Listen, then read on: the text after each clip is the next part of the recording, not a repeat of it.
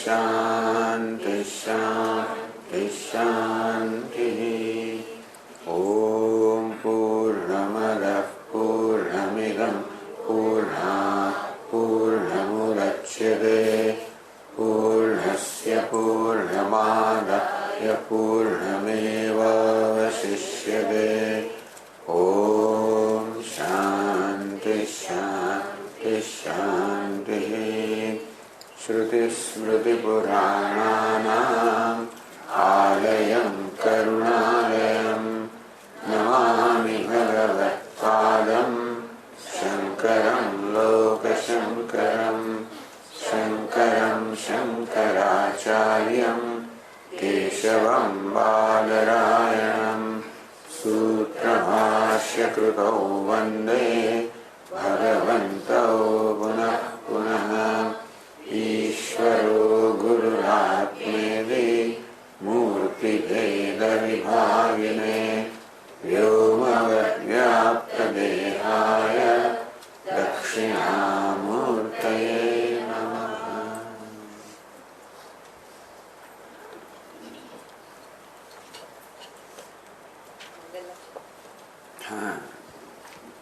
અખંડં સચ્ચિદાનંદં અવાંગ મનસગોચરં આત્માનમખિલાધારં આશ્રયેભીષ્ટસિદ્ધયે અર્થતોપ્યદ્વયાનંદાન અતીતદ્વૈતભાનતઃ ગુરુનારાધ્ય વેદાંત સારં વક્ષ્યે યથામતે.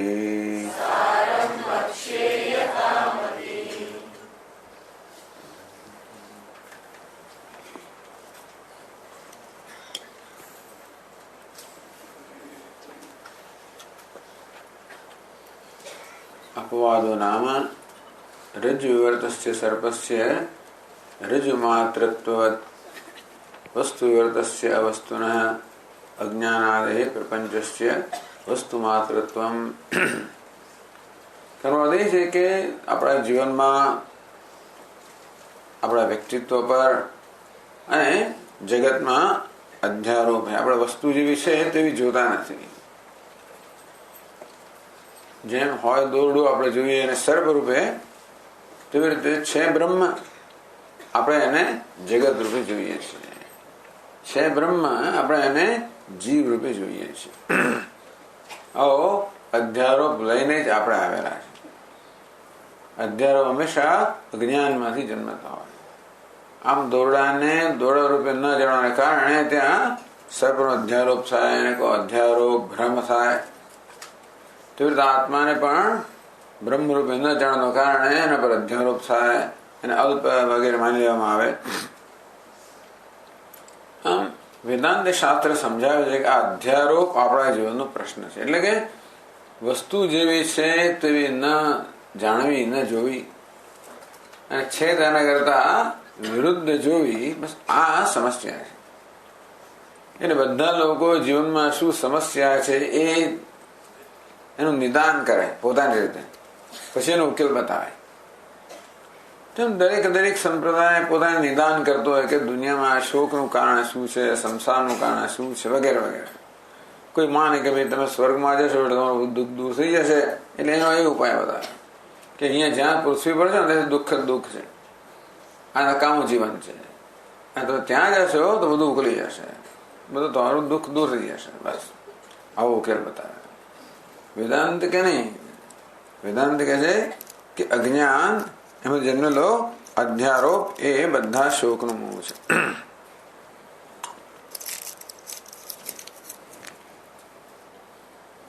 બાકી કશી વસ્તુમાં કઈ ખોટું નથી.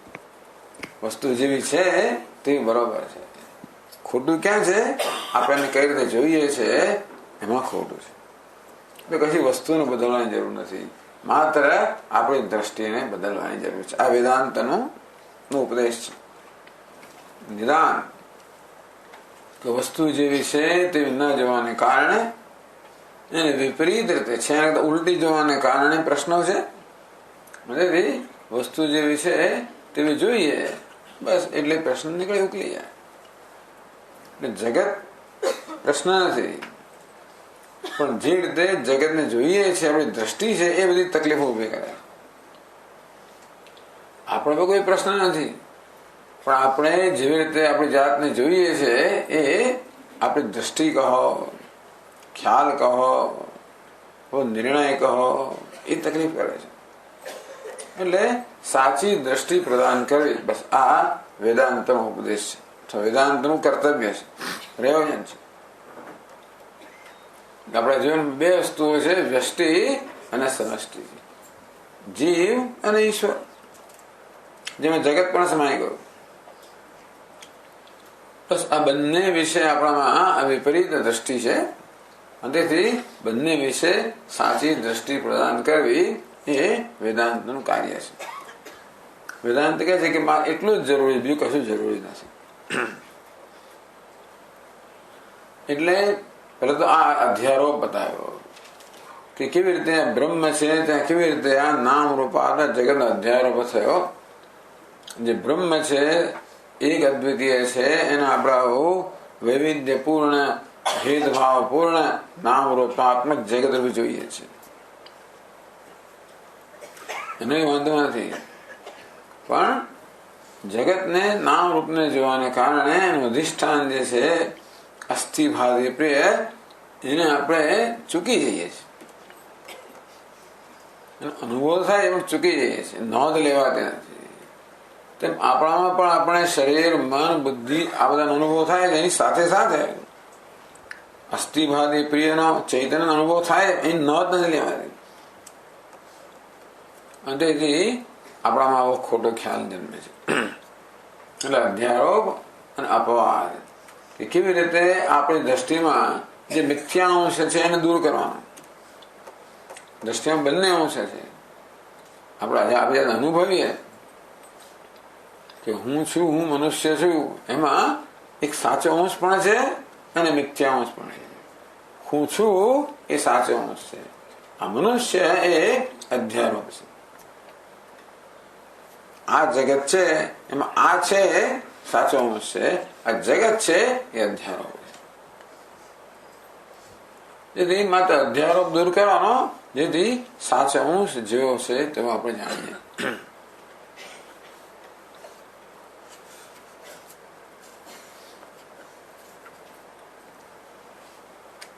તેથી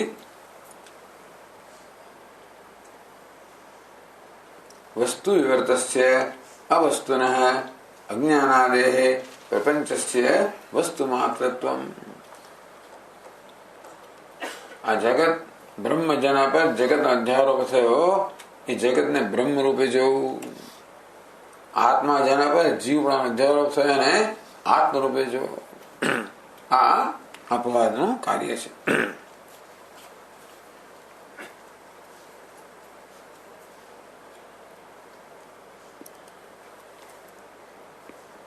આપણે વાંચ્યું, ફરી વાર આપણે વાંચીએ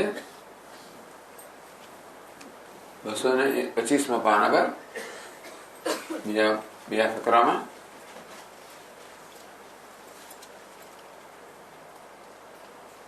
તથા હિ એતદ્ ભોગાયતનમ ચતુર્વિધ સકલ સ્થૂલ શરીર જાતમ યોગ્ય રૂપ અન્નપાનાદિકમ એતદ આયતન ભૂત ભૂરાદિ ચતુર્દશ ભુવનાની એતદ આયતન ભૂતમ બ્રહ્માંડમ ચ એતદ સર્વમ એતેષાં કારણરૂપમ પંચીકૃત ભૂતમાત્રમ ભવતી.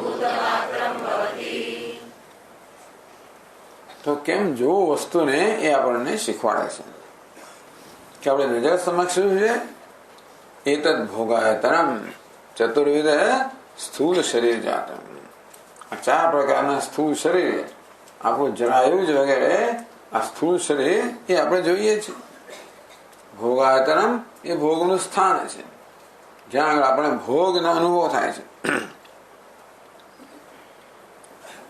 પછી ભોગ્ય રૂપ અન્નપાનાદિકમ, આ દેહને માટે જે જરૂરિયાત છે અન્નપાન વગેરે.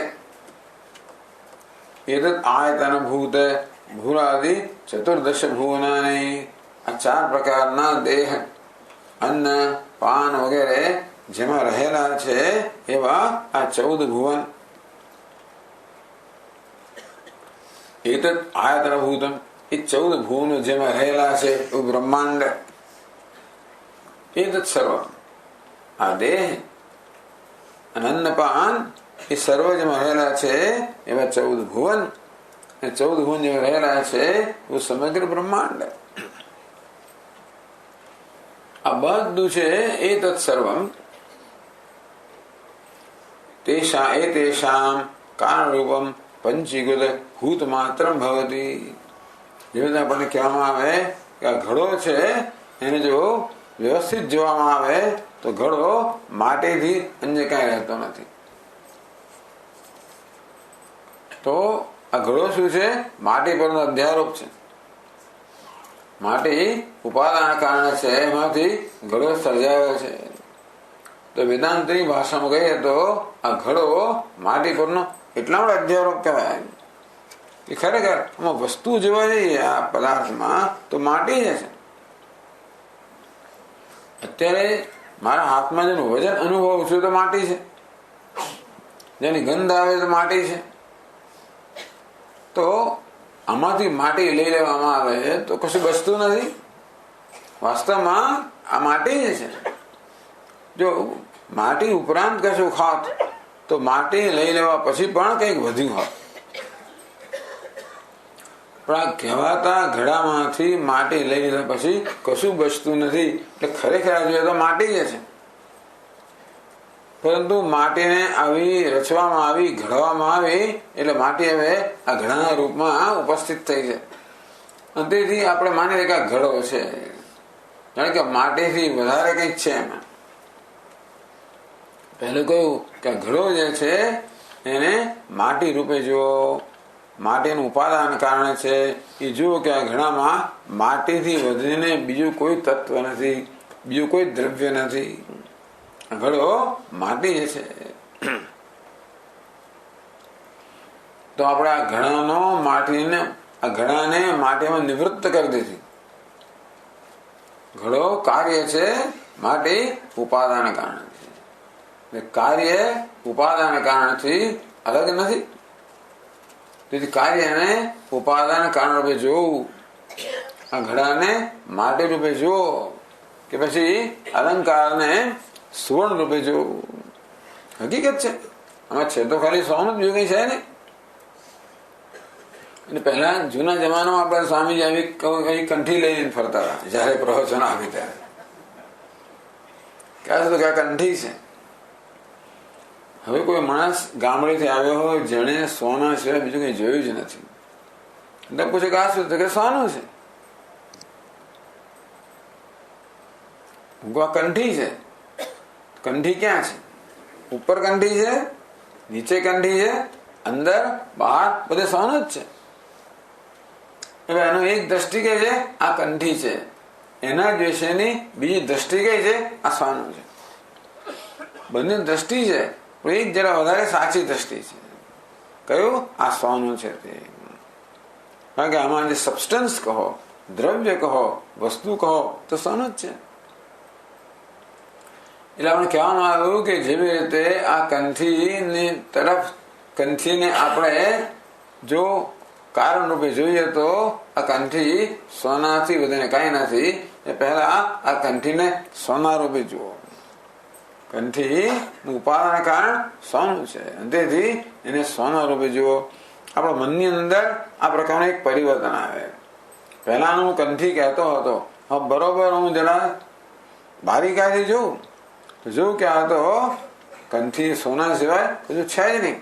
એના માટે મારી દ્રષ્ટિમાં આ કંઠી સોનું બની જાય છે. આવી રીતે આ સમગ્ર જગત, આખું બ્રહ્માંડ, 14 ભુવન, આ બધા પ્રકારના દેહ, અન્ન પાન, જે કે સ્થૂળ જગત છે એ બધું છેવટે તો પંચમહાભૂતમાંથી સર્જાયેલું છે. પંચમહાભૂતથી વધીને એમાં કશું જ નથી. એ પ્રકારે આપણે મનમાં જોઈએ તો આ સમગ્ર બ્રહ્માંડ, સમગ્ર જગત પંચમહાભૂત બની જાય છે. પંચમહાભૂત માત્ર રહે છે, બીજું કઈ રહેતું નથી. આ ઘડું જેમ માટી માત્ર રહે છે આપણી દ્રષ્ટિમાં, કે અલંકાર સુવર્ણ માત્ર, તેવી રીતે આ સમગ્ર સ્થૂળ જગત પંચમહાભૂત માત્ર જ રહે છે, એથી વધારે કઈ નથી. આનો અપવાદ થયો. આ સ્થૂળ જગતનો અપવાદ થઈ ગયો. શેમાં? પંચમહાભૂતમાં. કાર્યનો અપવાદ થયો કારણ. હવે આગળ આટલું થયું. હવે આગળ કે છે એતાની શબ્દાદી વિષય સહિતાની પંચીકૃતાની ભૂતાની સૂક્ષ્મ શરીર જાતમ ચ એતત સર્વમ એતેષાં કારણ રૂપ અપંચીકૃત ભૂતમાત્રમ ભવતી. ચલો, આ પંચમહાભૂત શું છે? પંચીકૃત પંચમહાભૂત શું છે? આ પંચીકૃત એટલે સ્થૂળ, જેનું સ્થૂળીકરણ થયું છે એ પંચમહાભૂત શેમાંથી જન્મ્યા છે? એ શેનું રૂપાંતર છે? અપંચીકૃત પંચમહાભૂત નું રૂપાંતર છે. જેમાં ઘડો માટીનું રૂપાંતર છે, માટી જ ઘડાના રૂપમાં છે, તેવી રીતે માત્ર પંચમહાભૂત આ સમગ્ર સ્થૂળ જગતના રૂપમાં છે. અને અપંચીકૃત મહાભૂત છે એ પંચમહાભૂતના રૂપમાં છે. પંચમહાભૂત પણ ગણવાના, જોડે જોડે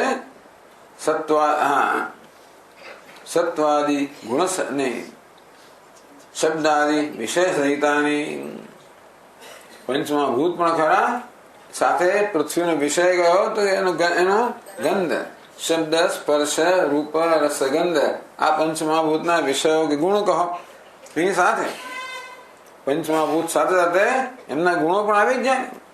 એ બધું શેમાં નિવૃત્ત થઈ જાય? અપંચીકૃત પંચમહાભૂતમાં. અપંચીકૃત પંચમહાભૂત એનું ઉપાદાન કારણ છે. એટલે વળી પાસે બારે ક્યાંથી જોઈએ તો જણાય કે આ પંચીકૃત પંચમહાભૂત અપંચીકૃત પંચમહાભૂત થી અન્ય કાંઈ નથી. આમ પંચીકૃત સ્થૂળ મહાભૂતનો અપવાદ થઈ ગયો. શેમાં? સૂક્ષ્મ પંચમહાભૂતમાં. અપંચીકૃત કહો કે સૂક્ષ્મ કહો. હવે આ સૂક્ષ્મ પંચમહાભૂત શું છે? સત્વ, રજસ, તમસ, આ 3 ગુણના જ બનેલા છે. તો આગળ કહે છે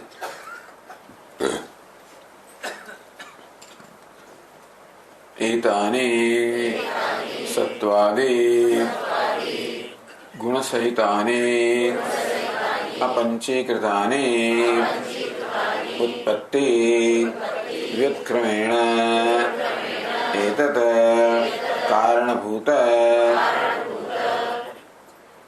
અજ્ઞાનોપહિત ચૈતન્ય માત્રમ ભવતી.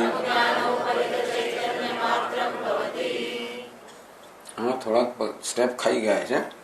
એટલે આ પંચમહાભૂત તો થયા, એમાં પછી આગળ વધવાનું કે પૃથ્વી જે છે, પૃથ્વી તત્વ છે એ ખરેખર જળ તત્વથી વધીને કાંઈ નથી.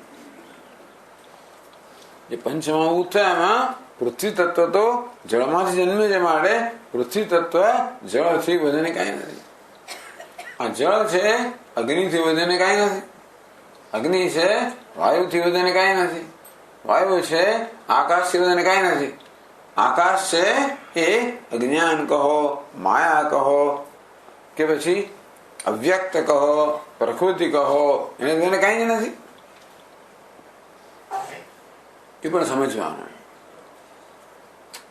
ઉત્પત્તિ ક્રમેણ, ઉત્પત્તિનો જે ક્રમ હતો એનાથી ઉલટા ક્રમમાં. ઉત્પત્તિનો કયો ક્રમ હતો? આકાશ, વાયુ, અગ્નિ, જળ, પૃથ્વી. તો ઉલટો કેમ ગયો? પૃથ્વી નિવાસન જળમાં, જળનું અગ્નિમાં, અગ્નિનું વાયુમાં, વાયુનું આકાશમાં. આકાશ શામાં જન્મ્યું? અજ્ઞાનમાંથી. આગળ જોવું પડશે તમારે. આકાશ શામાંથી જન્મ્યું?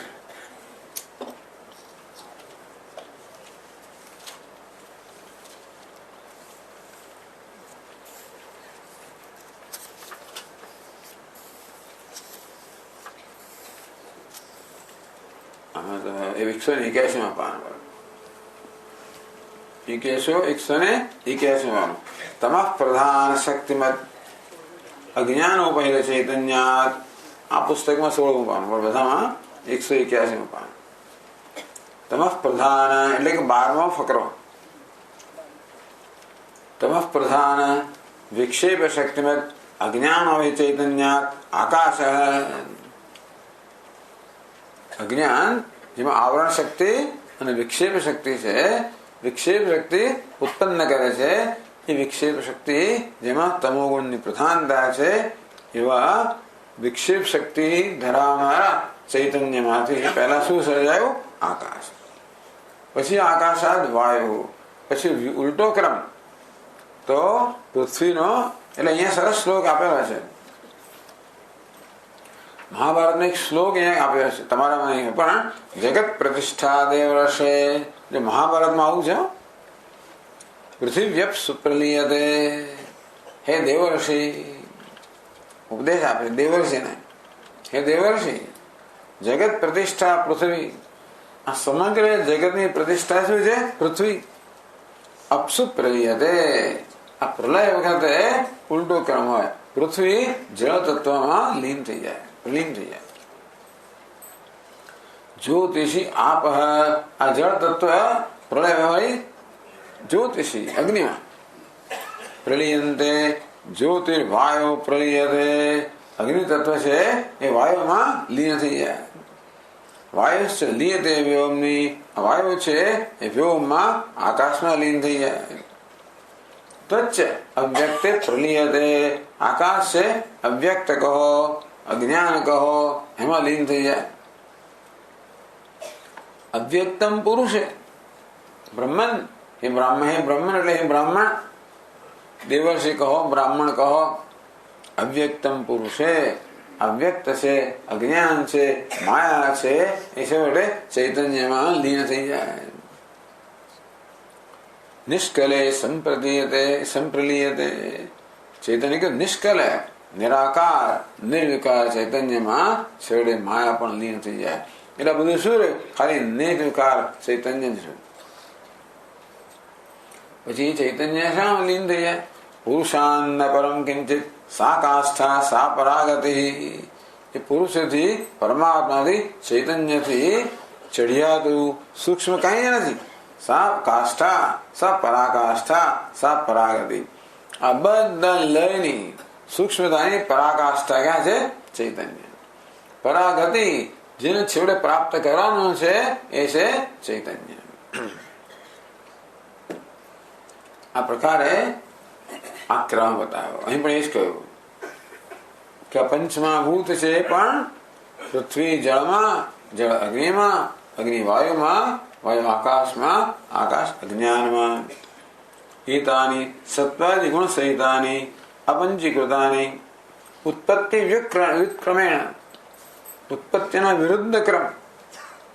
સીડી ચડવાની વિરુદ્ધ ક્રમ થી ઉતરવાની. નહીં તો પછી એનો એ ક્રમ જોવા જઈએ તો કૂદકો મારવો પડે. ચડીએ ત્યારે 1 2 3 4 5 6 7 8 9 10. ઉતરે ત્યારે 10 9 8 7 6 5 4 3 2 1 થી ના ઉતરાય. અને શું કહેવાય? વ્યુત્ક્રમ એટલે વિરુદ્ધ ક્રમ. એતत् કારણભૂત અજ્ઞાનોપહિત ચૈતન્ય માત્ર ભવતી. આ બધું શું બની જાય? અજ્ઞાન સહિતનું, માયા સહિતનું ચૈતન્ય સગુણ બ્રહ્મ બની જાય. એ પણ પછી આગળ છે એતદ અજ્ઞાનમ અજ્ઞાનોપહિત ચૈતન્યમ ચ ઈશ્વરાધિકમ એતદ આધારભૂત अनुपहित चैतन्य रूपम तुरीयम ब्रह्म मात्रम भवति. હવે એ ઉપાધિ છે, માયા, અજ્ઞાન, એ પણ છેવટે તો મિથ્યા છે. જે મિથ્યા છે, અધ્યારોપ છે, એ અધિષ્ઠાનમાં સત્યમાં લીન થઈ જવું એટલે નિવૃત્ત થઈ જવું. લીન કહો કે એનો બાદ થવો કે નિવૃત્ત થઈ જવું. તો ચૈતન્યમાં જે અજ્ઞાન છે કે માયા છે તો ઉપાધિ છે. એ ઉપાધિ પણ જયારે લીન થઈ ગઈ એના ત્યારે આમાં ખરેખર સત્ય શું છે? માત્ર ચૈતન્ય જ છે. એટલે એ ચૈતન્ય માયા સહિતનું ચૈતન્ય ઈશ્વર કહેવાતું હતું. એ જ સમષ્ટિ સૂક્ષ્મ શરીર સાથે હિરણ્યગર્ભ કહેવાતું હતું. એ જ સમષ્ટિ સ્થૂળ શરીર સાથે વિરાટ કહેવાતું હતું, વૈશ્વાનર કહેવાતું હતું. એ બધું ઈશ્વર, ચૈતન્ય, હિરણ્યગર્ભ અને વિરાટ, આ બધા છેવટે શેમાં નિવૃત્ત થઈ જાય? એક અનુપહિત ચૈતન્યમાં. તો આધારભૂત અનુપહિત, યાદ છે પેલું આપણો સ્ફટિકના દ્રષ્ટાંત સમજાવ્યું કે આ સ્ફટિક સ્વયં કેવું છે? તો કે પારદર્શક છે, શુદ્ધ છે, નિરંગ છે, રંગરહિત છે. પણ જયારે એકાદ વસ્ત્ર જેમ કોઈ રંગ એની બાજુમાં હોય ત્યારે આ સ્ફટિક પણ આપણને કેસરી જણાય. તો કેસરી સ્ફટિક કેવું છે? કેસરી ઉપાધિથી ઉપહિત થયેલું, એનાથી રંગાયેલું, એનાથી વિશિષ્ટ થયેલું, એનાથી પ્રભાવિત થયેલું એવા કેસરી સ્ફટિક. એને શું કહેવાય? ઉપહિતમ. એટલે કે ઉપાધિ વાળું, ઉપાધિથી પ્રભાવિત થયેલું, ઉપાધિને કારણે પોતાના સ્વરૂપ કરતા જુદું દેખાતું. પણ સ્વયં સ્ફટિક કેવું છે? અનુપહિત. અનુપહિત એટલે ઉપાધિથી મુક્ત, ઉપાધિ રહિત. આ મૂળ સ્વરૂપ છે. આ માયા આવે તો ઉપહિત ચૈતન્ય, અને ઈશ્વર કહેવાય, હિરણ્યગર્ભ કહેવાય. આ ચૈતન્ય પરમ બ્રહ્મ હોય તો માયા સહિતનું ચૈતન્ય કેવું દેખાય? સગુણ બ્રહ્મ દેખાય, ઉપાધિ સહિતનું દેખાય. એને આપણે ઈશ્વર કહીએ, અથવા હિરણ્યગર્ભ કહીએ, કે વૈશ્વાન કે વિરાટ કહીએ. પણ એ પણ છેવટે માયા જયારે લીન થઈ જાય ત્યારે શેમાં નિવૃત્ત થઈ જાય? અનુપહિત શુદ્ધ ચૈતન્યમાં લીન થઈ જાય. એટલે અનુપહિત ચૈતન્ય રૂપમ તુરીયમ બ્રહ્મ માત્રમ ભવતી. આપણને દ્રષ્ટિ બતાવી, કશું કર્યા વગર મનમાં મનમજા કરવાનું. આ કલ્પના નથી, આ હકીકત છે. કલ્પના એક વસ્તુ છે, ઉપાસના એક વસ્તુ છે, અને વસ્તુ છે જોવી બીજી વસ્તુ છે. જયારે ઈશાવાસ્ય ઉપનિષદ કે ઈશાવાસ્યમ ઇદમ સર્વમ યત કિંચ જગત્યાન જગત, આ જગત ની અંદર જે કાંઈ છે એ સર્વ ઈશ્વર જ છે, ઈશ્વર આચ્છાદિત છે, ઈશ્વર જ છે, હકીકત છે. એટલે આપણે ધ્યાન કરી ઈશ્વર તરીકે જોવાનું નથી, ઈશ્વર છે એ જોવાનું છે. બધા અલંકારો સુવર્ણ જે છે એમ જયારે કહે ત્યારે હકીકત ની વાત કરે છે. તેથી અલંકારોના નામ રૂપમાંથી આ બધાને હટાવી દઈએ તો ત્યાં આગળ નામ રૂપ રહિત અનુપહિત ઉપાધિ વગર જે સોનું છે એના આપણે દર્શન કરીએ, જે છે જ. એટલે કે ઈશ્વર આપણા અનુભવનો વિષય છે, નહીં તો ધ્યાનનો વિષય બની જાય. જો અનુભવનો વિષય ના હોય, શ્રી કૃષ્ણ જે છે એને આપણે જોતા નથી તો મનમાં ધ્યાન કરવાની, કલ્પના કરવાની. પણ આ શુદ્ધ ચૈતન્ય કહો, બ્રહ્મ કહો, એ તો આપણા અનુભવનો વિષય છે, આપણું સ્વરૂપ જ છે, એ જ પ્રકાશ એનો છે. પણ એ આ બધા એને આટલા બધા વેશ ધારણ કર્યા. પહેલા માયા ને પછી પાછું આકાશ ને વાયુ ને અપંચીકૃત, પછી પંચીકૃત, પછી 14 બ્રહ્માંડ, એમ કરી કરીને આટલું બધું કોમ્પ્લેક્સ બની ગયું. એક જ ચૈતન્ય આ બધા રૂપે ભાસી રહ્યું છે. એક જ રજ્જુ કે દોરડું જે સર્વપૂર ભાસતું હોય એક જ ચૈતન્ય આ સમગ્ર જગત રૂપે ભાસી ગયું. બહુ જટિલ આખું જગત છે. 14 ભુવન, પાછું આખું બ્રહ્માંડ, પાછા ચાર જીવો, પાછા અન્ન પાન, કેટલું બધું જટિલ છે. બધા કોણ ભાષી રહ્યું? માત્ર એક શુદ્ધ ચૈતન્ય ભાષી રહ્યું છે. એના દર્શન કરો.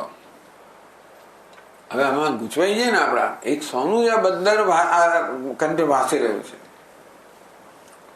એટલે સોનું આપણે સીધું ના દેખાતા, આપણે કંઠી છે ને, એનો આકાર છે, એનો રૂપ છે, આ બધું શું છે એ તમે નિવૃત્ત કરો.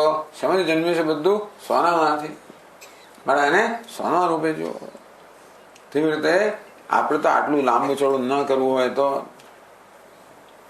અસ્થિ ભાતિ પ્રિયમ રૂપમ નામ ચેત્યમ સ પંચકમ આદ્યત્રયમ બ્રહ્મ રૂપમ જગત રૂપમ તતો દ્વયમ કહેવામાં આવ્યું કે આ જગત કેવું છે? નામ રૂપાત્મક છે. આટલું લાંબુ ચોડું ન કરવું હોય, અપંચીકૃત ને પંચીકૃત ને આ બધું સીધે શું છે? આ નામ રૂપાત્મક જગત. દરેક પદાર્થનું છે નામ છે ને રૂપ છે. ભાઈ જે હોય ખરું, પંચીકૃત હોય, અપંચીકૃત હોય, સાત્વિક હોય, રાજસ હોય, તામસ, જે કઈ હોય એ શું છે? નામ રૂપથી વધારે કઈ નથી. આ બધા નામ રૂપમાં બધા નામ બધા ભિન્ન ભિન્ન છે. બધા સરસ સામાન્ય શું છે? પુસ્તક છે, ભાષે છે, પ્રિય છે. ટેબલ છે, ભાષે છે, પ્રિય છે. ઘડિયાળ છે, ભાષે છે, પ્રિય છે. હું છે, ભાષે છે, પ્રિય છે. બસ મહાસામાન્ય, સર્વસામાન્ય આ બધી વિશેષતાઓને સામાન્યમાં નિવૃત્ત કરી દો તો શું રહેવા ગઈ? અસ્થિ ભાતિ પ્રિયમ. એટલે કારણ કે અસ્થિ ભાતિ પ્રિય છે સચ્ચિદાનંદ, એ આ બધું નામ રૂપાત્મક જગત ભાસી રહ્યું. એટલા માટે આ જગતમાં જેવી રીતે આ કંઠીની અંદર સોનાથી વધીને બીજું કોઈ તત્વ નથી. આમ કંઠીને તમે તોડો અને ફોડો ને બધું કરો છો, સોના સિવાય કઈ રહે નહીં. તેમ જગતને તોડીને ફોડીને બધું કરો તો શું રહે? અસ્થિ ભાતિ પ્રિયમ. બસ એ રૂપે જોવાનું. એને તુર્ય ચૈતન્ય કહો, એને બ્રહ્મ કહો, સચ્ચિદાનંદ કહો, અસ્થિ ભાતિ પ્રિય કહો, આ પ્રક્રિયા બતાવે. પરંતુ એક સાથે નામ રૂપનો આપણે અસ્થિ ભાતિ પ્રિયમાં લય કરવો મુશ્કેલ પડી જતો હોય તો પછી આખી આપણે ક્રમ બતાવે કે ભાઈ ક્રમે ક્રમે કરો. આ કંઠી છે એનું તમે નિવૃત્ત શેમાં બની છે? તો કે કડીઓની. કંઠીઓ શું છે? કડીથી વધારે કઈ નથી. આ કડી શું છે? તો કે પેલા એક ટુકડાથી વધારે કઈ નથી. એ શું છે? તો કે એક તારથી વધારે કઈ નથી. એ શું છે? એક સળિયાથી વધારે કઈ નથી. એ શું છે? એક લગડીથી વધારે કઈ નથી. એ શું છે? એક સોનાથી વધારે કઈ નથી. ચાલો ધીમે ધીમે કરો. કંઠીને સીધે સીધી તમે સોનામાં ન નિવૃત્ત કરી શકતા હો તો આખો ઉલટો ક્રમ બતાવે. પણ કહેવાનો ભાવ એ છે કે આ સમગ્ર જગત જે છે એ બ્રહ્મનો સચ્ચિદાનંદ એના પરનો અધ્યારોપ છે. અને તેથી અપવાદ દ્વારા વિપરીત ક્રમથી આપણે ઈશ્વરને બ્રહ્મ જોવું, બ્રહ્મમાં નિવૃત્ત કરવું, બ્રહ્મ રૂપે જોવું.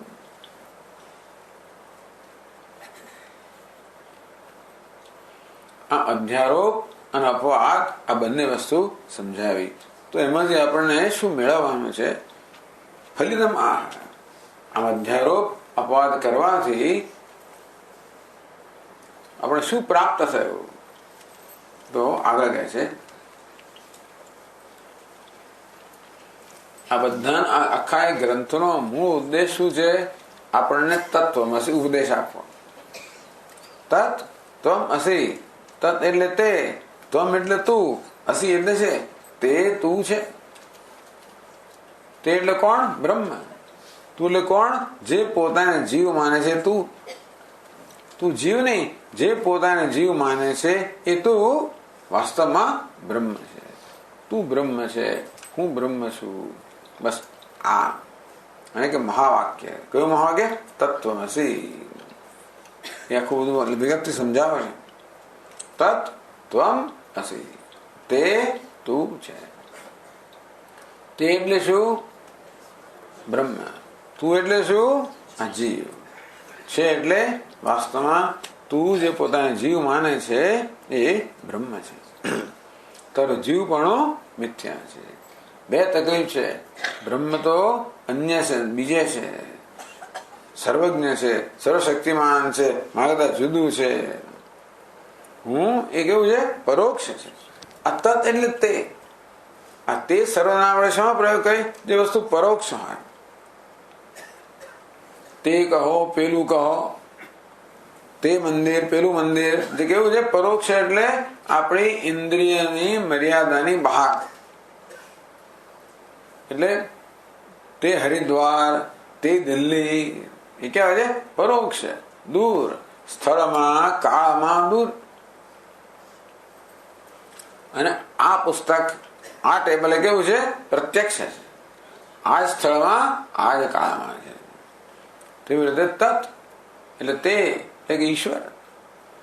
એ તો ક્યાં છે? ભગવાન જાણે ક્યાં છે, ક્યાંક છે. પણ એ કેવો છે? સર્વજ્ઞ છે, સર્વશક્તિમાન છે, પૂર્ણ છે. એ આપણે સ્વીકારીએ. ઈશ્વર સર્વજ્ઞ છે, સર્વશક્તિમાન છે, પૂર્ણ છે, અનંત છે, પણ પરોક્ષ છે, મારા કરતા જુદો છે. હું કેવો છું? અપરોક્ષ છું. અપરોક્ષ છું એટલે હું તો તરત જ છું, પણ કેવું છું? અલ્પજ્ઞ છું, અલ્પશક્તિમાન છું. આમ ઈશ્વર વિશે આપણો એવો ખ્યાલ છે કે ઈશ્વર અન્યત્ર છે, પરોક્ષ છે. આપણે સર્વજ્ઞ, સર્વશક્તિમાન કહીએ તો પરોક્ષ છે. હું અપરોક્ષ ખરો, અનુભવનો વિષય ખરો. ઈશ્વર અનુભવનો વિષય નથી. છે ખરો, સર્વજ્ઞ છે, સર્વશક્તિમાન છે, પણ પરોક્ષ છે, મારા કરતા જુદો છે. હું મારા અનુભવનો વિષય ખરો, અપરોક્ષ છું, તો કેવો છું? અલ્પજ્ઞ છું, અલ્પશક્તિમાન છું. આમ આપણા વિશે આપણે આવો ખ્યાલ ધરાવીએ છીએ કે હું ચૈતન્ય તો ખરો, પણ કેવો છું? અલ્પજ્ઞ છું, અલ્પશક્તિમાન છું, સર્વ રીતે મર્યાદિત છું. ભગવાન ચૈતન્ય તો ખરો, પણ દૂર છે, અન્ય છે, સર્વજ્ઞ, સર્વશક્તિમાન છે. ક્યાં એ અને ક્યાં હું, ક્યાં રાજા ભોજ અને ક્યાં કોઈ જાતને. હવે એટલા માટે કહેવામાં આ પ્રકારનો ખ્યાલ આપણે ધરાવીએ છીએ. એટલે કહેવામાં આવે તત્વમસી, ઈશ્વર વાસ્તવમાં તું જ છે. અને કયું મહાવાક્ય, અખંડ બોધાર્થકમ વાક્ય, અખંડાર્થ બોધકમ વાક્ય. ઈશ્વરને જીવ અત્યારે ખંડ ખંડ ભિન્ન ભિન્ન જણાય છે, એની અખંડતાને પ્રગટ કરતું આ વાક્ય.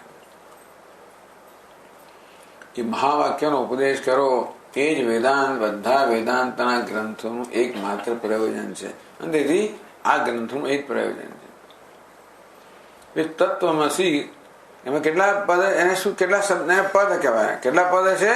3. तत् त्वम अनासि। तो वाक्य का अर्थ कब जाना जाता है, कब समझा जाता है? वाक्य में जो पद होते हैं वो पद का अर्थ पहले जानना चाहिए। तत् का क्या अर्थ है, त्वम का क्या अर्थ है, फिर ये तत् त्वम असि जो है उसका ज्ञान हो सकता है। तो वाक्य का ज्ञान कब होगा? वाक्य में जो पद है वो पद का पहले ज्ञान होना चाहिए और फिर वाक्य का ज्ञान हो सकता है। वेदांत पहले हमको पद का ज्ञान दे दे, तत्पद क्या है, वो तत् क्या है, त्वम पद क्या है, फिर कहेगा कि तत्वमसि। એટલે બંને પર અધ્યારોપ છે, તત્ પર પણ અધ્યારોપ છે અને ત્વમ પર પણ અધ્યારોપ છે। તત્ પર શેનો અધ્યારોપ છે? જગતનો, સર્વજ્ઞ, સર્વશક્તિમાન, સર્વવ્યાપી એવો અધ્યારોપ શેના પર છે? તત્ પર છે। અલ્પજ્ઞ, અલ્પશક્તિમાન, અલ્પવ્યાપી અધ્યારોપ શેના પર છે? ત્વમ પર છે। એટલે બંનેનો અપવાદ કરવાનો। તદમાંથી પણ જે નકામા અર્થ કાઢી નાખવાના, કારણ કે એ ચૈતન્ય જયારે આવો સર્વજ્ઞ, સર્વશક્તિમાન, સમષ્ટિનો વેશ ધારણ કરે ત્યારે ઈશ્વર કહેવાય। એ ચૈતન્ય અલ્પજ્ઞ, અલ્પશક્તિમાન, જીવનો વેશ ધારણ જીવ કહેવાય। એક જ ચૈતન્ય બે રૂપે પ્રકાશ રહ્યો છે, ઈશ્વર રૂપે અને જીવ રૂપે।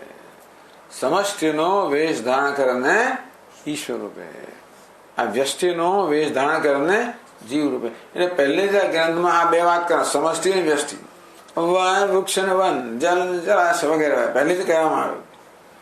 આપણા આવી રીતે સમષ્ટિ અને વ્યષ્ટિની સતત વાત થઈ રહી છે. આપણા જીવનમાં બે વસ્તુઓ છે, વ્યષ્ટિ અને સમષ્ટિ. આ બંને વિશે આપણામાં ભ્રમ પ્રવર્તમાન છે, અધ્યારો પ્રવર્તમાન છે. એ બંનેનો અધ્યારો બતાવ્યો. કેવી રીતે તત્ પર, બ્રહ્મ પર કેવો સમગ્ર જગતનો અધ્યારોપ થાય છે.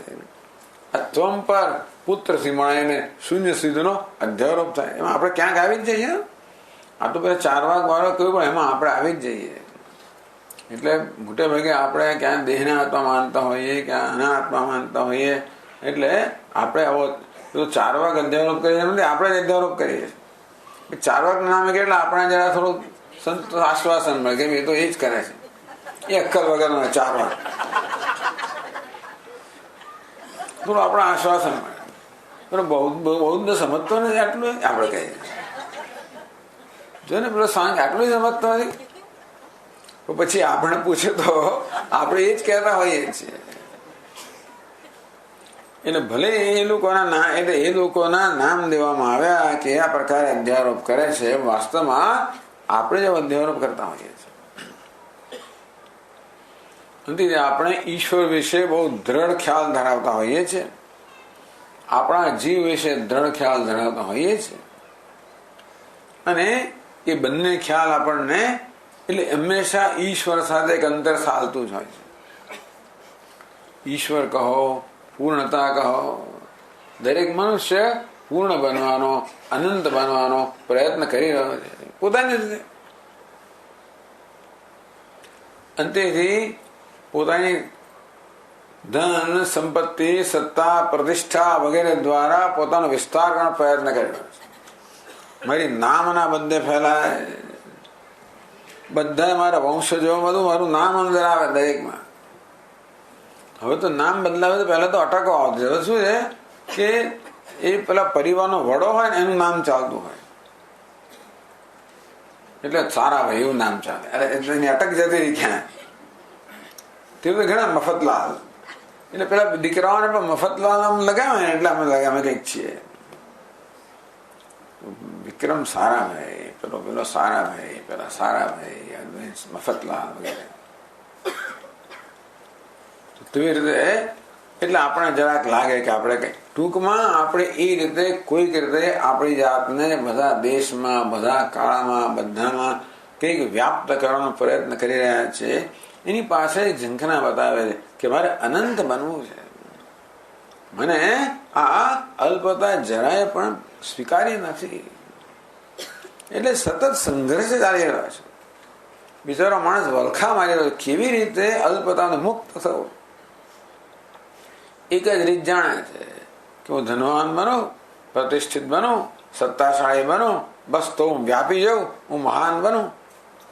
કેટલા મહાન બનો એ તો કઈ કલ્પના જ નથી. એ બન્યા પછી એ શું?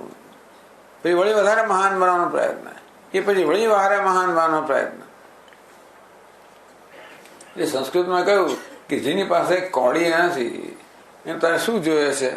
નિસ્તો હે કે સતમ, મને 100 રૂપિયા જોઈએ છે. લે ભાઈ 6 મહિના બરોબર, એટલે કે 10 શતમ 1000 રૂપિયા જોઈએ છે. 1000 આપ્યા. પછી 6 મહિના વળી પાછું પૂછ્યો તો શું જોઈએ? સહસ્રાધિપ. એ શું? લક્ષે છે, એને લખપતિ થવું છે, લખપતિ બન્યો. પછી તો કે બસ ચક્રે સવત સંપદમ, અમારે ચક્રવર્તી રાજા બનવું છે. ચલો પૃથ્વીનો રાજા બનાવ્યો. હવે ઇન્દ્રતા, મારે ઇન્દ્ર બનવું છે, ઇન્દ્ર બનાવ્યો. હવે શું જોઈએ છે?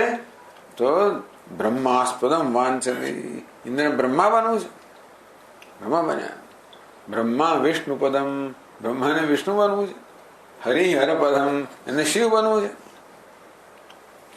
આમ કેટલા મોટા બનવું છે આપણને ખબર પણ નથી. ગમે તેટલા મોટા બનીએ તો પણ ખરેખર આપણી મોટા બનવાની જે ઝંખના જે પૂરી થવાની નથી, બનવાથી પૂરી થવાની નથી. વેદાંત કહે છે તારે મોટા બનવાનું નથી, તું તો મોટો છે જ.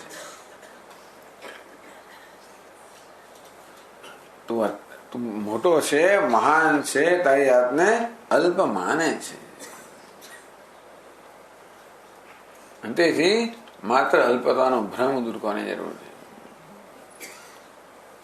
તો આ રીતે ત્વમ પદ પર તત્પદ પર અધ્યારોપ છે એનો અપવાદ કરવો.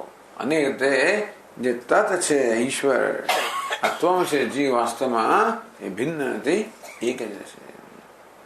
તું જે ઈશ્વર બનવા માંગે, સર્વજ્ઞ બનવા માંગે છે, સર્વશક્તિમાન બનવા માંગે છે, સર્વવ્યાપી બનવા માંગે છે, તો તું છે જ. તું એનાથી વધીને છે. તું સર્વજ્ઞ, સર્વશક્તિમાન, સર્વવ્યાપી કરતા પણ મહાન છે.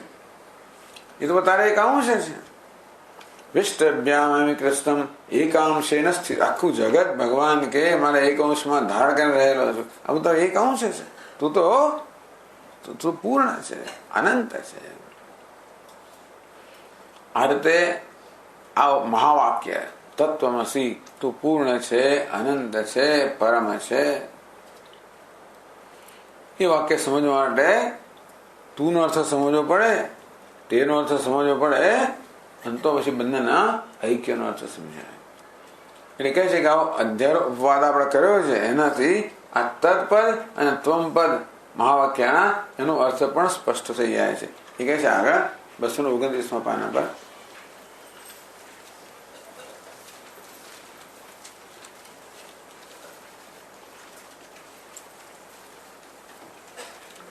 આભ્યામ અધ્યારોપ અપવાદાભ્યામ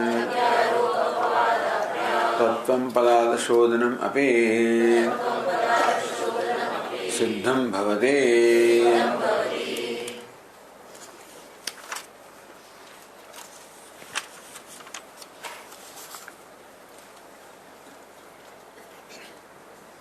આમ અધ્યારોપ અને અપવાદથી તત્વમ પદાર્થ શોધનમ,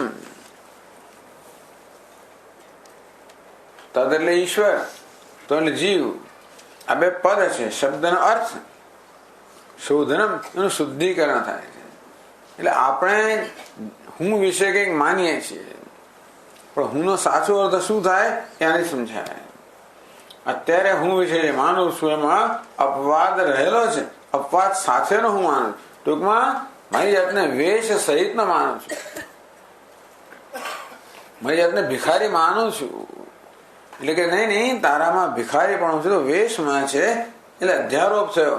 પેલો અભિનેતા પોતાના પર ભિખારી પણ અધ્યારોપ કરીને પોતાને ભિખારી માને છે, અને પછી એ ધનવાન બનવા માંગે છે. કહેવામાં આવે છે કે આ ભિખારી પણ તો વેશમાં છે, અપવાદ કરવાથી મારું વાસ્તવિક સ્વરૂપ છે એ મને સમજ પડે.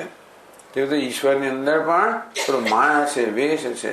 એ વેશ નો તો ઈશ્વર પણ શુદ્ધ ચૈતન્ય છે. આ જીવમાં અજ્ઞાનનો વેશ છે, એનો જીવ પણ શુદ્ધ ચૈતન્ય છે. એટલે કહે છે આભ્યામ અધ્યારોપ અપવાદાભ્યામ. એટલે આપણે અધ્યારોપ અને અપવાદની પ્રક્રિયાઓ જોઈ. એમાં તત્વમ પદાર્થ શોધન આપી. તત્ એટલે તે, ત્વમ એટલે તું, પદ એટલે શબ્દ, પદાર્થ શબ્દનો અર્થ. તત્પદ તત્પદાર્થ, તત્પદ એટલે તે તત્ શબ્દ, તત્પદ તત્ શબ્દનો અર્થ એટલે કોણ? ઈશ્વર. ત્વમ પદ એટલે ત્વમ શબ્દ, ત્વમ પદાર્થ એટલે જીવ. તો ઈશ્વર અને જીવ શોધનમ, ઈશ્વર અને જીવના વાસ્તવિક અર્થ છે એ પણ આપણે જાણવા મળે.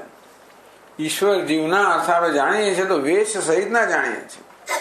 વેશ શું છે? અધ્યારોપ છે. એનો અપવાદ કરવામાં આવે એટલે ઈશ્વર અને જીવનું જે વાસ્તવિક સ્વરૂપ છે એ પણ સ્પષ્ટ થાય. શોધન બી સિદ્ધમ ભવતી, સિદ્ધ થાય. કેવી રીતે? તો કહે છે તથા હે અજ્ઞાનાદિ સમષ્ટિ એતત ઉપહિતમ સર્વજ્ઞત્વાદે વિશિષ્ટમ ચૈતન્યમ એતદ અનુપહિતમ ચ એતત્રયમ તફ્તાયઃ પિંડવત એકત્વેન અવભાસમાનમ તત્પદ વાચ્યાર્થો ભવતિ. તત્પદ વાચ્યાર્થ તો બે અર્થ કહે છે, વાચ્યાર્થ અને લક્ષ્યાર્થ. હવે એની ચર્ચા વળી ભવિષ્યમાં થશે લાંબ. એ વાચ્યાર્થ શબ્દનું ઉચ્ચારણ કરવામાં આવે અને આપણા મનમાં તરત જ જે અર્થનું સ્ફુરણ થાય એને વાચ્યાર્થ. આમ ઈશ્વર શબ્દનું જ્યારે ઉચ્ચારણ કરવામાં આવે મનમાં શેનું સ્ફુરણ થાય? સર્વજ્ઞ, સર્વશક્તિમાન, સર્વવ્યાપી, જગતનું સર્જક, પાલક, સંહારક, નિયંતા. એવું ખ્યાલ આવે ને આપણને. એટલું તો આપણે જાણતા હોય એવું માની લેવામાં આવે છે. ટૂંકમાં ઈશ્વર વિશે આટલું જ આપણને જ્ઞાન છે. ઈશ્વર કોણ છે? સર્જક છે, પાલક છે, સંહારક છે, નિયામક છે. તો ઈશ્વર એ શબ્દના ઉચ્ચારણ માત્રથી મનમાં જે અર્થ સ્ફુરે સર્વજ્ઞ, સર્વશક્તિમાન એને કહે વાચ્યાર્થ. એ કે છે અજ્ઞાનાદિ સમષ્ટિ. તો ચૈતન્ય સમષ્ટિનો વેશ ધારણ કરે. અજ્ઞાનથી માંડીને આ બધા પંચમહાભૂત બ્રહ્માંડ બધું જે કહેવામાં આવ્યું એ સમષ્ટિ. કારણ શરીર, સૂક્ષ્મ શરીર, સ્થૂળ શરીર એ બધાની સમષ્ટિ. એ શું છે? વેશ છે. એતદ ઉપહિતમ એ વેશ ધરાવનાર ચૈતન્ય કેવું છે? સર્વજ્ઞ, સર્વશક્તિમાન, સર્વવ્યાપી, નિયામક, સર્જક, પાલક, સંહારક, સર્વજ્ઞત્વાદિ વિશિષ્ટમ ચૈતન્યમ. એતદ અનુપહિતમ. વિચાર કરો. ચલો એક અભિનેતા પર આપણે આવી જઈએ પાછા કે એને પેલો રાજાનો વેશ ધારણ કર્યો છે. તો પહેલા રાજાનો વેશ, પછી રાજા, અને પછી વાસ્તવમાં રાજા ક્યારે? અભિનેતા હોય ત્યારે. એટલે વેશ, રાજા અને અભિનેતા આ ત્રણ શું બને છે? વાચ્યાર્થ. દેખાય છે શું આપણે? રાજા દેખાય છે. તો તેવી રીતે ચૈતન્ય એના પર સમષ્ટિનો વેશ અને વેશ વગરનું મૂળ ચૈતન્ય. વેશ વગરનું મૂળ ચૈતન્ય, એના પરનો વેશ, એને કારણે વેશ વાળું ચૈતન્ય. ઈશ્વર એટલે સમષ્ટિનો વેશ ધારણ કરેલું ચૈતન્ય. પણ મૂળમાં ચૈતન્ય કેવું છે? વેશ અનુપહિત, વેશ વગરનું, ઉપાધિ વગરનું છે. એટલે ઉપાધિ અર્થાત વેશ. અહીંયા કયો વેશ છે? સમષ્ટિ. એ ધારણ કરનાર કોણ છે? ચૈતન્ય. શું કહેવાય છે? ઈશ્વર, સર્વજ્ઞ, સર્વશક્તિમાન. અને એ વાસ્તવમાં કોણ છે? તો કે શુદ્ધ ચૈતન્ય. આ ત્રણ છે એક બની ગયા. પેલો અભિનેતા અને વેશ અને રાજા એક બની ગયા. અને ત્યારે આપણે પેલો તે એટલે શું દેખાય આપણને? પેલો રાજા દેખાય. એ રાજામાં વેશ પણ આવી જાય અને અભિનેતા પણ આવી જાય. તો તત્પદ વાચ્યાર્થ. પહેલી નજરે આપણે શું દેખાય છે? રાજા દેખાય. પહેલી નજરે આપણે દેખાય છે ઈશ્વર દેખાય છે. સમષ્ટિ વેશ ધરાવનાર, સર્વજ્ઞ, સર્વશક્તિમાન. કે તત્પદ વાચ્યાર્થો ભવતી. તત્પદનો, તત્શબ્દનો વાચ્યાર્થ એટલે સીધે સીધો અર્થ. તો પછી વેશ દૂર કરવામાં આવે. વેશ શું છે? અધ્યારોપ છે. અધ્યારોપ મિથ્યા છે. એનો અપવાદ કરવામાં આવે તો કોણ રહી જાય? વેશ વગરનો શુદ્ધ અભિનેતા છે રહી જાય. એ કહે છે એતદ ઉપાધિ ઉપહિત આધારભૂતમ અનુપહિતમ ચૈતન્યમ તત્પદ લક્ષ્યાર્થો ભવતી. સમગ્ર સમષ્ટિ વેશ છે એને આધાર આપનાર. જેમ પેલા રાજાના વેશને આધાર આપનાર પેલો અભિનેતા છે ને, એ તો એને રાજા સાથે સંબંધ જ નથી. અભિનેતા બધા રાજા માને ત્યારે વેશ, રાજા અને અભિનેતા. પણ ખરેખર તો રાજા આપણું પેલામાં છે જ નહીં. તો રાજા આપણા વગરનો અભિનેતા છે. અનુપહિત ઉપાધિ રહિત નો એ ખરેખર લક્ષ્યાર્થ થાય. એટલે આપણે આમ કહીએ જો પેલો ત્યારે શું દેખાય? રાજા. એ શું છે? વાચ્યાર્થ. એમાં જે મિથ્યા અંશ છે, વેશ અંશ છે એ દૂર કરવામાં આવે તો વાસ્તવમાં કોણ છે? અભિનેતા. એ કોણ છે? લક્ષ્યાર્થ. પેલો જો જો પેલો અમિતાભ બચ્ચન છે એમ કે તો મને તો રાજા દેખાય છે. પછી હું જયારે આવું મને કહેવામાં આવે ત્યારે પછી હું રાજા તો આ તો વેશ છે, એ તો અધ્યારોપ છે. મનમાં અપવાદ થાય ત્યાર પછી એ વેશ વગરનો શુદ્ધ અભિનેતા છે એના દર્શનમાં થાય. એ શું છે? લક્ષ્યાર્થ. લક્ષ્યાર્થ જે લક્ષ્ય છે, જે કહેવાનું તાત્પર્ય છે. આ થયું તત્પદનો વાચ્યાર્થ લક્ષ્યાર્થ. તેવી રીતે પાછું આ જીવના સંદર્ભમાં કહે છે અજ્ઞાનાદિ વ્યષ્ટિ એતત ઉપહિત અલ્પજ્ઞત્વાદિ વિશિષ્ટ ચૈતન્યમ એતત અનુપહિતમ ચ એતત્રયમ તપ્તાય પિંડવત. પેલામાં પણ હતું. હા, એકત્વેન અવભાસમાનમ ત્વમ પદવાચ્યાર્થો ભવતિ. તો પેલું દ્રષ્ટાંત આવે તપ્તાય પિંડવત. જેવી રીતે આ લોખંડના ગોળાને સંતપ્ત એને તપ્ત બનાવવામાં આવ્યો હોય, તપાવવામાં આવ્યો હોય, લાલ ચોળ બની ગયો હોય, જેને ખબર નથી કે આમાં બે તત્વ રહેલા છે, અગ્નિ અને લોખંડ. એમ માને કે એક જ છે. આ લોખંડને મને દજાડ્યું એમ કે, તો લોખંડને મને દજાડ્યું શું કહે? વાચ્યાર્થ. પછી એને ખબર પડે કે લોખંડ તો દજાડે નહીં, પણ લોખંડમાં રહેલું અગ્નિ જે છે એને દજાડ્યું. એટલે એ શું છે? લક્ષ્યાર્થ. તો અહીંયા પણ આ ચૈતન્ય અજ્ઞાનનો વેશ એ બધા જુદા ના પાડવામાં આવે તો આપણે એને જીવ માનીએ. જયારે તું એમ કે ત્યારે વાચ્યાર્થ તરત જે અર્થ સ્ફુરે છે એ હું જીવ છું. પણ જયારે અપવાદ કરવામાં આવે એમાં એક મિથ્યા અંશ રહેલો છે, વેશનો અંશ રહેલો છે, એનો અપવાદ કરવામાં આવે તો જે બચે એ શુદ્ધ ચૈતન્ય. એ કહે છે એતત ઉપાધિ ઉપહિત આધારભૂતમ અનુપહિતમ પ્રત્યેક આનંદમ તુરીયમ ચૈતન્યમ ત્વમ પદ લક્ષ્યાર્થો ભવતિ. ત્યારે જીવમાંથી પણ વેશ કાઢી લેવામાં આવે. જે મિથ્યા છે, અધ્યારોપ છે, અને ત્યારે જેવી રીતે આ ઘડામાં પેલો નામરૂપ શું છે? અધ્યારોપ છે, એ કાઢી લેવામાં આવે તો આ શુદ્ધ માટી જ રહી જાય. તેવી રીતે જેને જીવ માનવામાં આવે છે એમાં પણ જે અધ્યારોપ અંશ છે, ઉપાધિ છે, વેશ છે, એનો બાદ કરવામાં આવે તો માત્ર શુદ્ધ ચૈતન્ય. જેને તુર્ય કહેવામાં આવ્યું, પ્રત્યેક કહેવામાં આવ્યું, સર્વાંતરતમ કહેવામાં આવ્યું, આનંદ સ્વરૂપ કહેવામાં આવ્યું, એ જ માત્ર રહી જાય. તો એ ચૈતન્ય અને આ ચૈતન્ય એક જ છે. એટલે પહેલા આપણે તત્પદને બરોબર સમજ્યા હોઈએ. વાચ્યાર્થ લક્ષ્યાર્થ. વાચ્યાર્થ ઉપાધિ અધ્યારોપ સહિત, લક્ષ્યાર્થ અધ્યારોપ અપવાદ કરવામાં આવે. તો અહીંયા પણ અધ્યારોપ સહિત નો જીવ અપવાદ કરવામાં ત્યારે ચૈતન્ય. તો વાચ્યાર્થ છે, અધ્યારોપ સહિત નું છે, વેશ સહિત ના છે, એ તો તદ્દન વિરુદ્ધ જણાય છે એકબીજા કરતા. પણ જયારે એ વેશ દૂર કરવામાં આવે ત્યારે પછી વગરનું જે શુદ્ધ છે એ શુદ્ધ ચૈતન્ય બંને એક જ છે. આ પ્રકારે તત્ અને ત્વમ આ બંનેનું ઐક્ય પ્રગટ કરવામાં આવે. તત્વમસી કે તું શુદ્ધ ચૈતન્ય છે, તુર્ય છે, પ્રત્યેક આત્મા છે, આનંદ સ્વરૂપ છે.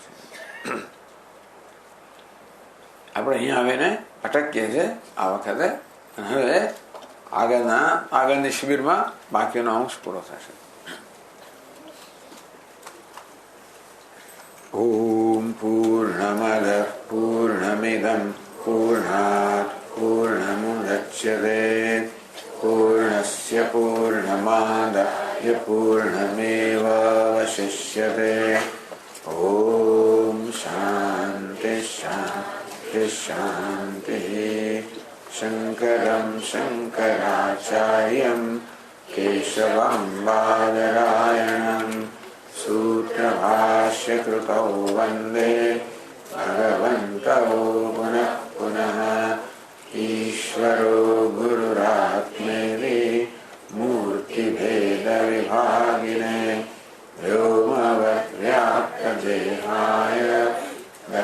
दक्षिणामूर्तये नमः।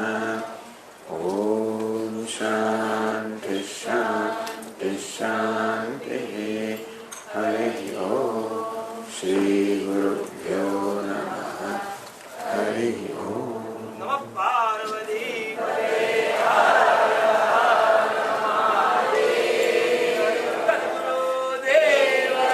सद्गुरुदेव के सद्गुरुदेव की जय।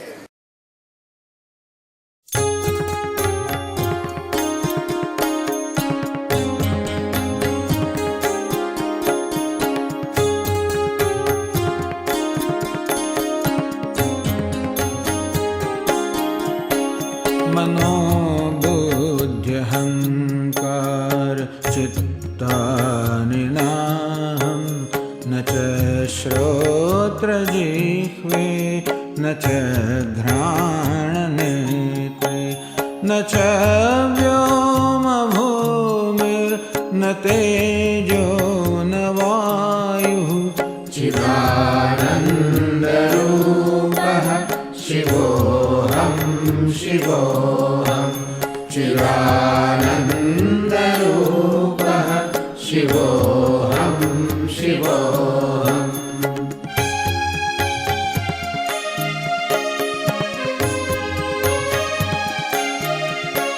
न च प्राणसंज्ञो न वै पञ्चवायुः न वा सप्तधातुर्न वा पञ्चकोशः न वा पाणिपादं न चोपस्थपायुः चिदानन्दरूपः शिवोऽहं शिवोऽहं चिदानन्दरूपः शिवोऽहं शिवोऽहम्।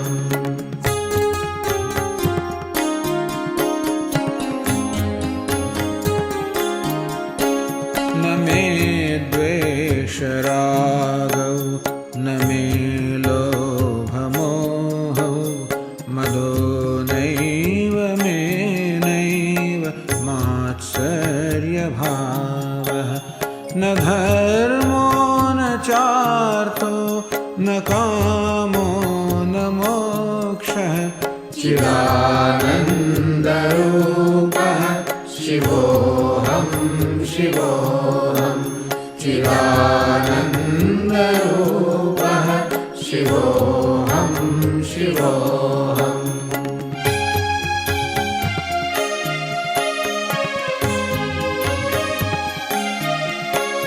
न पुण्यं न पापं न सौख्यं न दुःखं न मन्त्रो न तीर्थं न वेदा न यज्ञः अहं भोजनं नैव भोज्यं न भोक्ता चिदानन्दरूपः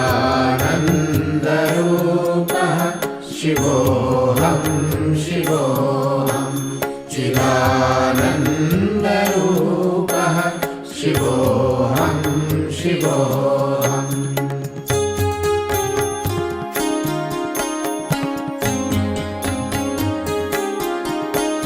न मे मृत्युशङ्का न मे जातिभेदः पिता नैव मे नैव माता न जन्म न बन्धुर्न मित्रं गुरुर्नैव शिष्यः चिदानन्दरूपः शिवोऽहं शिवोऽहं चिदानन्दरूपः शिवोऽहं शिवोऽहम्।